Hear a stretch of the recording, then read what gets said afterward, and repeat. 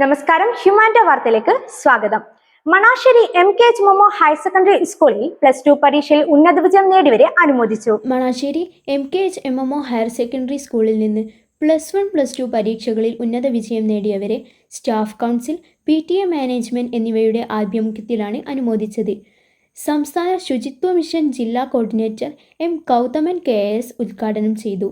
Principal doctor OV Anoop അധ്യക്ഷനായി. Mukkam Muslim orphanage CEO V. Abdulla Koya Haji മുഖ്യപ്രഭാഷണം നടത്തി. MAMO college principal KH Shukoor, higher secondary മുൻ principal Santhosh Muthedam, MKH MMO high school headmaster TP Mansoor Ali, PTA president Sadiq Kulimad, vice president Mansoor Kodiyathur, പൂർവ്വ വിദ്യാർത്ഥി കൂട്ടായ്മ Athma president Hashmi Niyas, programme committee convenor KP Faisal, senior അധ്യാപിക MT Ramla, E. Vishnupriya എന്നിവർ സംസാരിച്ചു.